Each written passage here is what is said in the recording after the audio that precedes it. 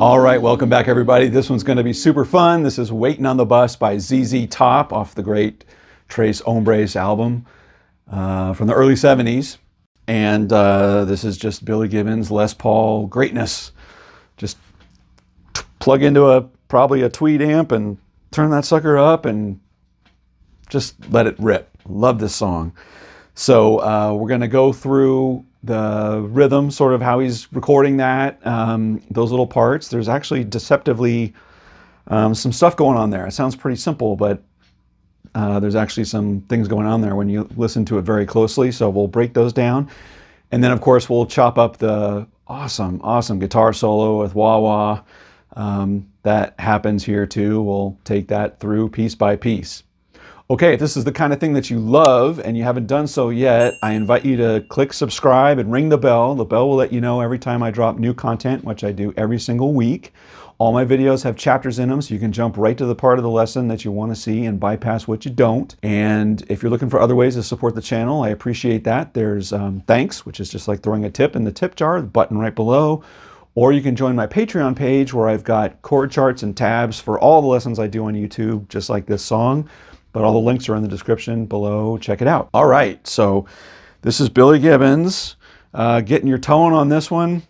I mean, do the best you can. Who can actually achieve the greatness that Billy gets? And I've got something interesting today. I don't have this sounds like a sort of maxed out tweed amp to me, you know, and I could run it into the Marshall if I wanted to, I guess, and sort of, kinda.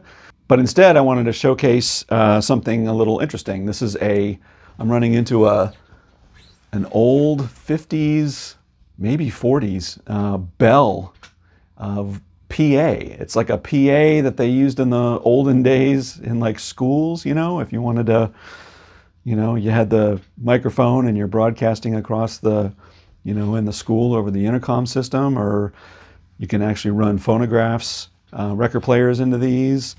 Really cool thing, but I met a guy here near Nashville who takes these things and he mods them for guitar amps, and oh my gosh, they are so cool. When you crank them up and you get that sort of overdriven tube sound, because there's tubes in them.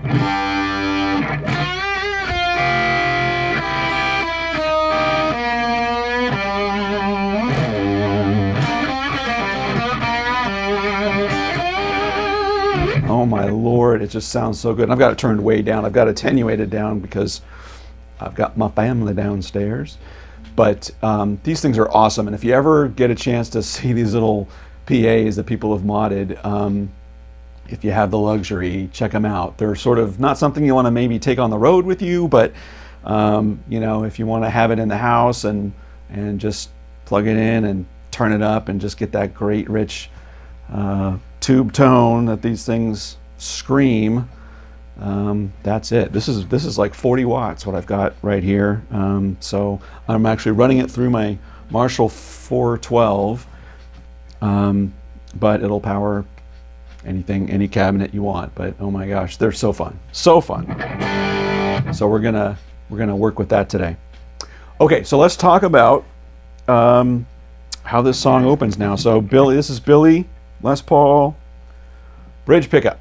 Later on, we're going to introduce wah-wah when we get to the guitar solo. But other than that, it's just get an amp, turn it up, humbucker on the bridge position, go. That's what this song is. So, all right, so this is in A. It's in standard tuning. You know, really the blues progression based in A. So your chords are A as your 1. Let me turn this down. And D and E. Those are your 1, 4, and 5 chords. But he never sort of ever plays it like that. So let's talk about what he does do. So, you know, the song opens with this great riff. So the way he's doing this is he's leaving the 5th string open, because that's your A string. And he's playing a little line back and forth on the D string at 7 and 5.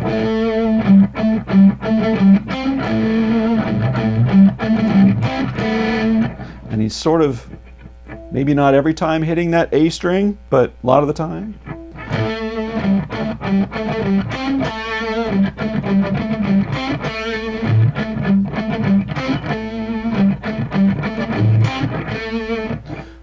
when we listen to this, and those of you who are big ZZ Top guitar fans know that, especially in the those early days, what was cool about their sound was he had one guitar pan all the way over here and one guitar pan all the way over here, and he would do sort of multiple take. You know, this was one take, and this was another take, and they're slightly different.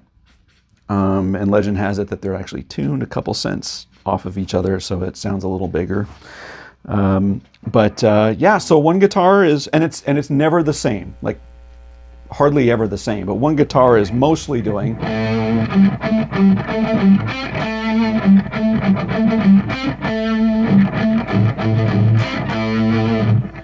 and the other one is doing a little different variation. It's doing things like,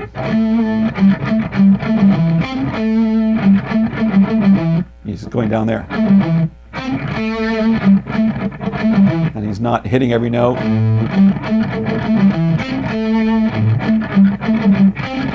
And not every time, but listen, if you haven't really listened to that, it's going on. So one guitar is doing that every once in a while. The other one is mostly doing. One of them does, that twice. So just play with it.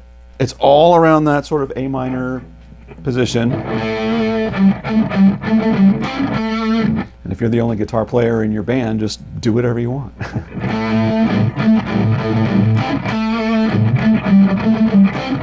All right, then you go to your 4 chord, your D. It's the same thing. You're just moving it down a string. Now your minor is on the 6th fret there.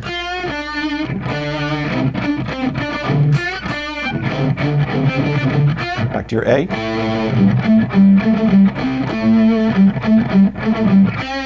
All right, and here's the great turnaround. This is so cool what he does here. Rather than just play an E7, he does this little riff off of an E7.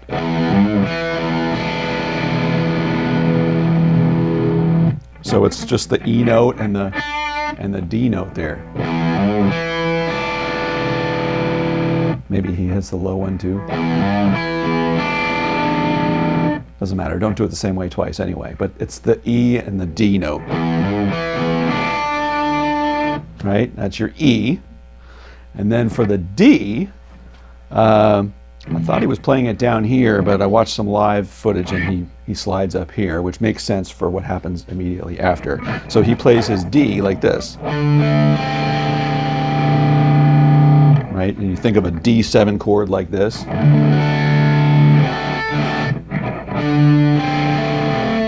He's playing those 3 notes of it. So together,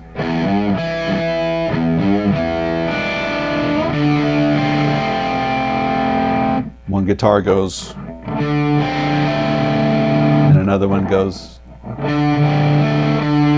know what I mean? The right and the left, but they're basically playing off of that. So after the D, he does this great end of the turnaround here. Right, so it's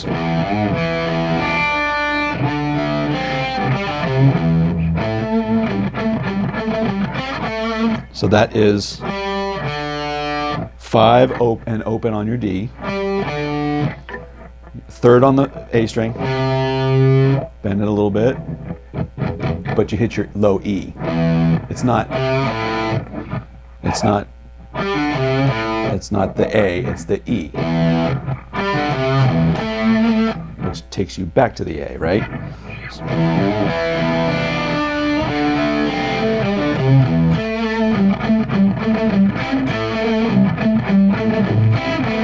Isn't that cool? Love that. Okay, so that's the main verse structure and the turnaround. Right before it starts going into the instrumental section, it comes out of that again.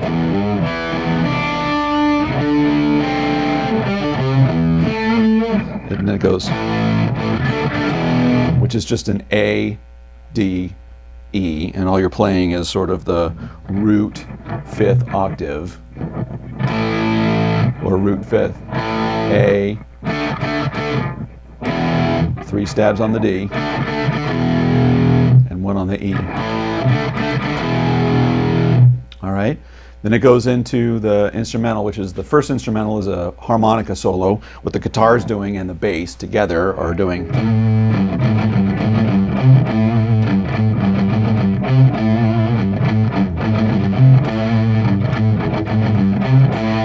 Right, it's just jamming, and he's sort of palm muting that to keep that sort of understated so the harmonica can take over.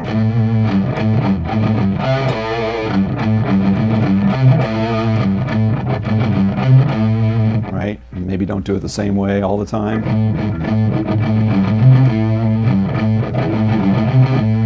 You know, there you go. So it goes around a couple, several measures with the A, and then it's going to transition into the guitar solo. Now, the guitar solo is going to happen in G. So while it's doing that, you're going to hear it getting really busy before it gets right to the G. Bass goes down here.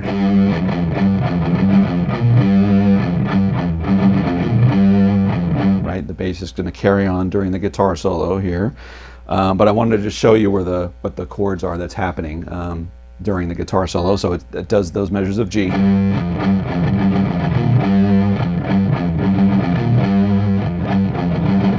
And then it goes down to E for 4 measures. Again, the guitar's not playing that, but the bass is playing it. Right, and it closes out after 4 measures of that. It just goes back to A.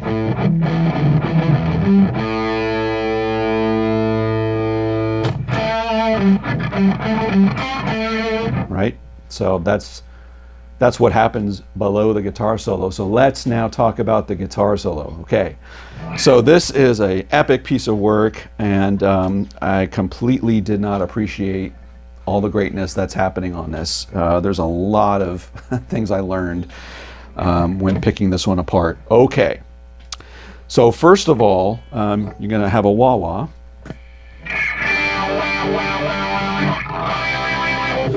Wah-wah of your choosing. I have no idea what he used. I've got a basic Dunlop Crybaby that I've had forever, years and years and years. It's going to open up with the wah cocked all the way back, right? And let me kick this off for a second. Let me just talk about what's going to happen here.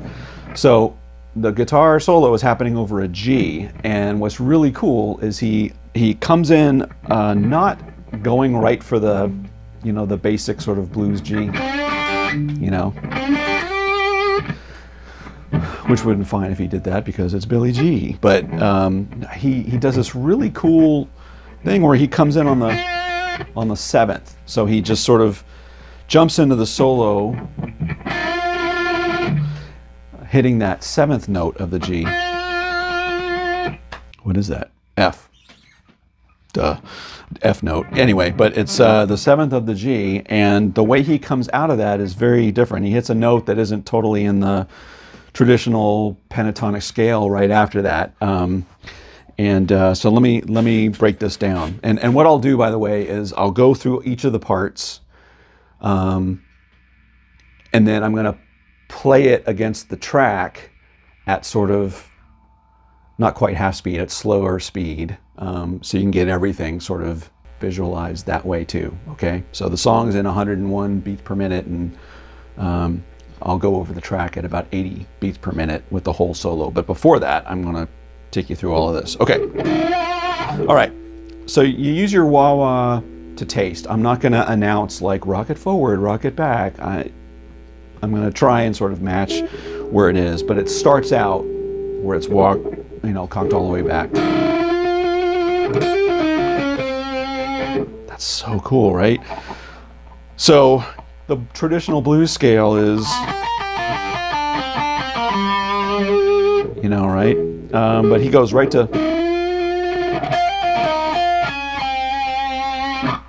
that note.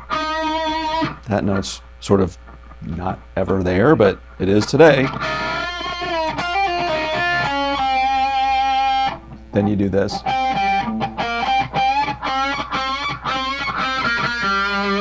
I might have hit that too many times. Let's see.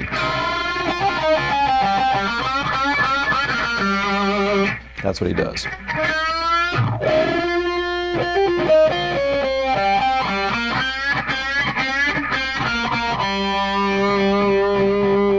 All right, so that's the first phrase. The second phrase.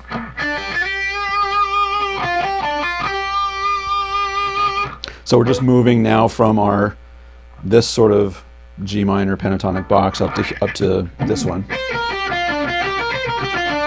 right? Which is sort of where we started.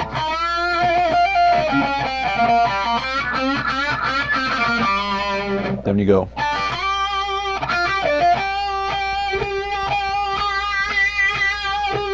Right, so we're just going to live on that G note, vibrato the hell out of it, and use your wah to taste.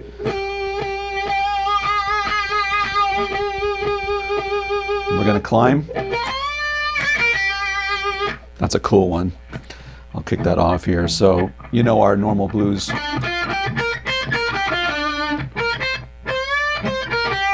Right? He's building off of that. But he goes up super quick. And he does that.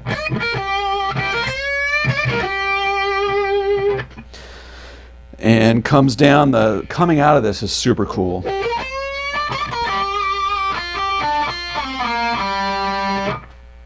Very cool.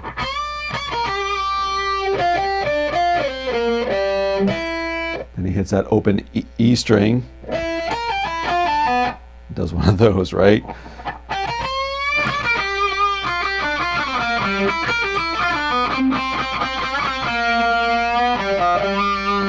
That one's super cool. So you're coming out of that.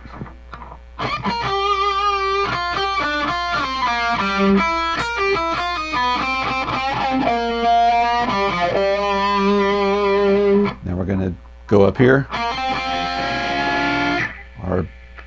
Our standard blues choo-choo train. And this is going to be the end of the G section of the solo, right? And you hear him pull his fingers off, and he hits the D and the G note. So as he goes up to the E, and I love this part because he announces that E before everything moves to the E. And you never know if he was off on his timing or if, you know, he did that on purpose, whatever, but it's... All right, and now we're just gonna rock out. This is now 4 measures of E that's gonna happen. And we're gonna alternate during a couple different moves. So the first sort of measure, maybe measure and a quarter he's doing. Right, it's just a bend up. Right. And then he switches over about sometime in the second measure, he's adding this to go to. And that's just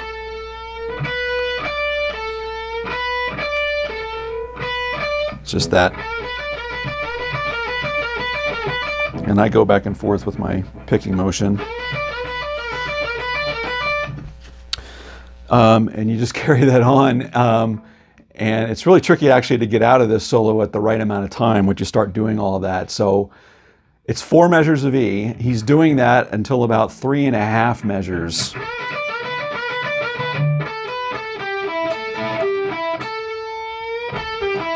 Is how he's getting out of it. So at the sort of 3.5 measure mark, he does the, and that's how he gets out of it. And then the 4th measure rolls in, and he just does a big, pull it down, and then you get the, and that closes out the solo, right? So you put all that together. Let me play it against the track at sort of 80 beats per minute, and this is what it's like.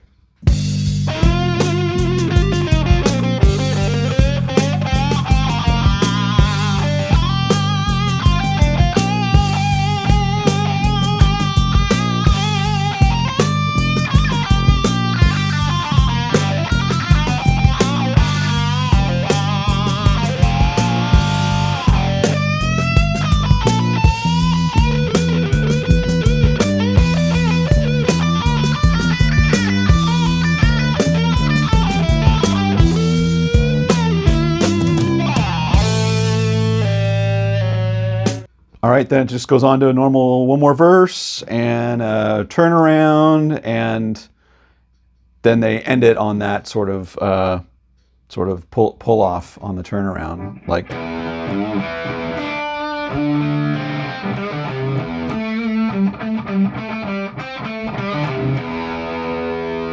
I forget exactly when that comes in, but that's all that's happening. It's the same. And then we all hear.